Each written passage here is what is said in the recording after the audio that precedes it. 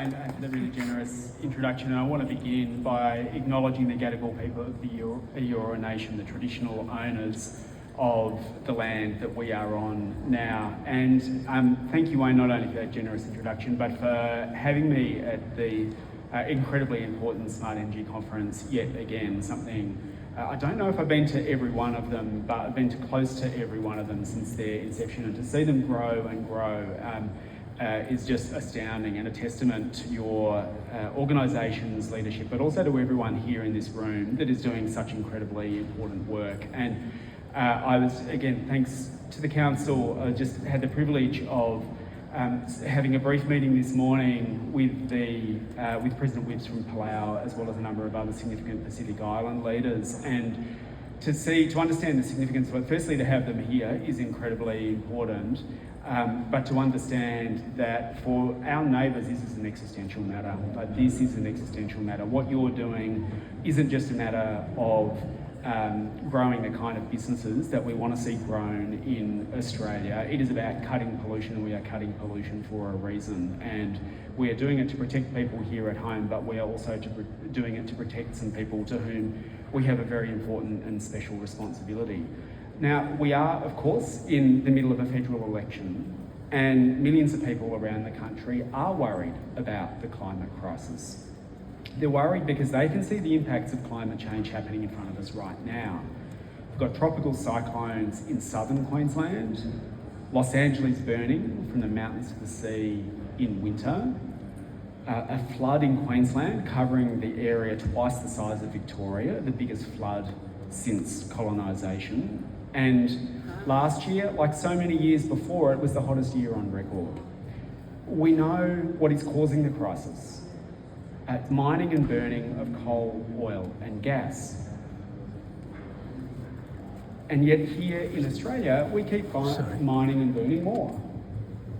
In just the last term of Parliament, the Labor government, who promised to end the climate wars, approved over 30 new coal and gas projects. And the Liberals will be worse. They not only want to turbocharge the gas industry, but they're trying to extend the life of old, unreliable and expensive coal-fired power stations with a push towards dangerous, expensive nuclear power. We can't keep voting for the same two parties and expecting a different result. They've taken millions in donations from the coal, oil and gas corporations to fund their election campaigns. To keep people safe, we need a massive expansion of cheap, reliable, renewable energy, and we need to electrify our homes and businesses. This election, we have a once-in-a-generation chance to get strong climate action and policies to turbocharge electrification. According to the experts, there will most likely be a minority government. Last time there was a minority government, which was also the first time that I got elected, we secured billions for clean energy. We established the Clean Energy Finance Corporation and ARENA, the Australian Renewable Energy Authority, and we legislated world-leading climate laws. The crisis that we're in needs a government-led response.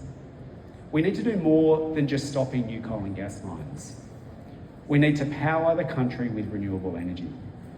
We need to electrify everything that we can. And to do that, as those in this room well know, there'll be significant opportunities for your industry. You need to help us drive this change. However, without a stable political investment environment, there's also profound risks, as we've seen before. Now, Labor's been willing to work with us on renewables, and most recently even adopting a version of our battery rebate. The policy that we announced in March would see households able to access grants of up to $5,000 and low interest loans of up to $10,000 to install household storage technology, while small businesses would be offered grants of up to $10,000 and low interest loans of up to $50,000. The second plank of our electrification package, which we announced at the time, would see households able to access a grant of up to $10,000 and low interest loans of up to $20,000 to install eligible technologies such as induction cooktops and heat pumps, while small businesses would be offered grants of up to $25,000 and low interest loans of up to $100,000.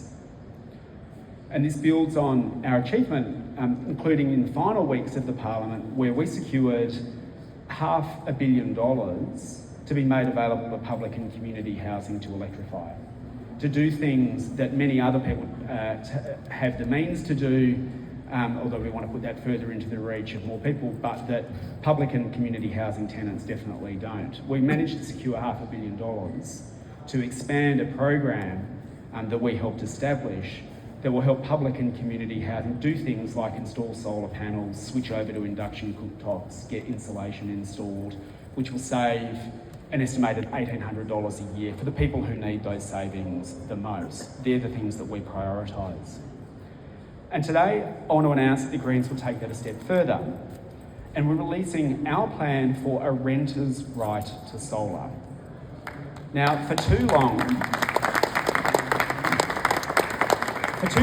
renters have been overlooked when it comes to the benefit of solar.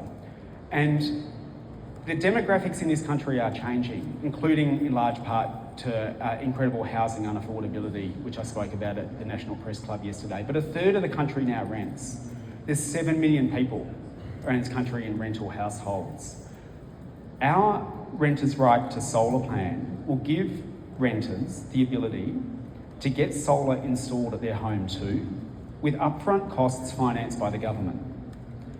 Our plan seeks to overcome the split incentives, which has allowed homeowners to lower their bills while renters are stuck paying for expensive power. Under our policy, the 1/3 of households who rent will be able to lower their power bills too, while also lowering emissions. It's good for renters, good for the environment. Labor's already adopted a plank of our home battery plan. We know that Greens pressure works, so we're confident that if we push Labor, we can get solar for renters as well. The Greens are the party of renters this election. We don't just want to cap rent increases, we want to bring renters' power costs down as well. The Renters' Right to Solar program will enable renters to request average size solar panel systems up to 8 kilowatts on their properties, and the landlord cannot unreasonably refuse. Reasonable grounds for refusal would be things like body corporate rules, engineering challenges, or local energy congestion constraints. But absent those, the renter would be entitled to have solar on their rental property. If the landlord doesn't want to pay that up front, the cost of the panels and installing them will be paid for under the $10 billion fund that's part of our expanded Snowy Hydro program. The federal government already has a renewable energy generator in the form of Snowy Hydro. It is already there. We don't need to set up a new body. That, under our plan, that body would oversee the installation of solar panels on these rental properties. If the landlord doesn't pay it up front, then Snowy Hydro goes in and does it instead, it'll be listed as an asset on Snowy Hydro's balance sheet with a caveat placed on the title of the property. Landlords can elect to pay off this amount early if they choose, but if the amount is left unpaid, then when the next transfer of ownership of the property occurs, Snowy Hydro will be entitled to be repaid the amount owing. So we deal with this problem of split incentives once and for all. The mechanism would finally remove the number one barrier to the uptake of solar in rental households, providing a pathway for a whole new market segment to be opened up for solar investment.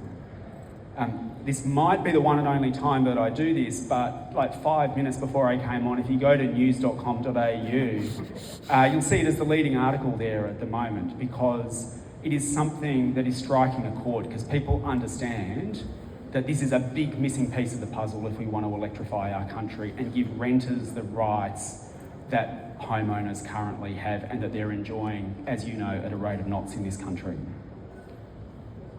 This policy is part of our Powering Past Coal and Gas plan that details our sector-by-sector plans for net zero by 2035, which is what the science says is necessary to limit global warming to 1.5 degrees Celsius.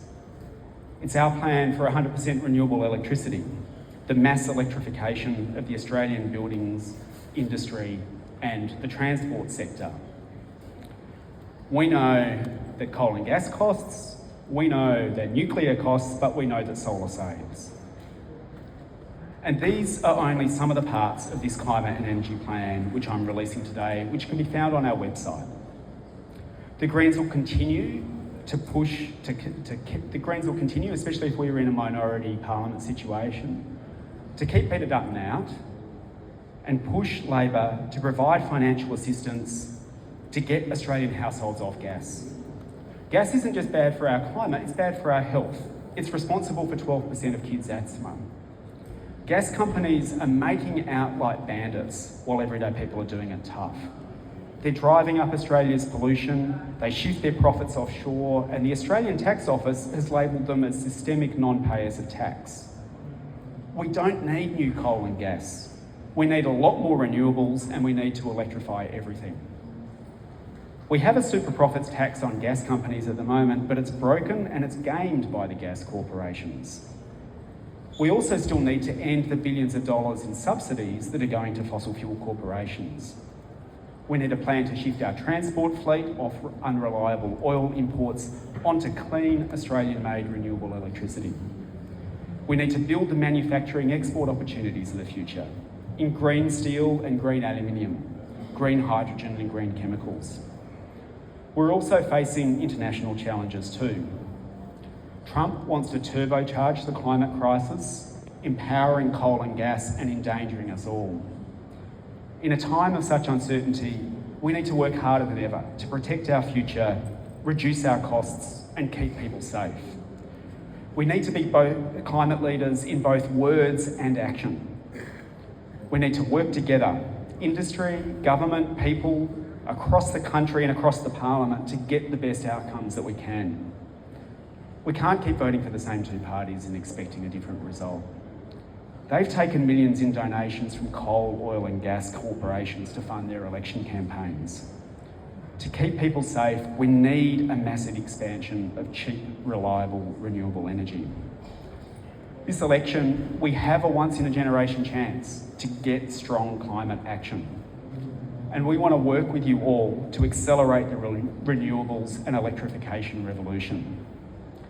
The experts say there'll be a minority government. The Greens are within reach of winning seats right across the country. And with more Greens in Parliament, we'll keep Dutton out and get Labor to act.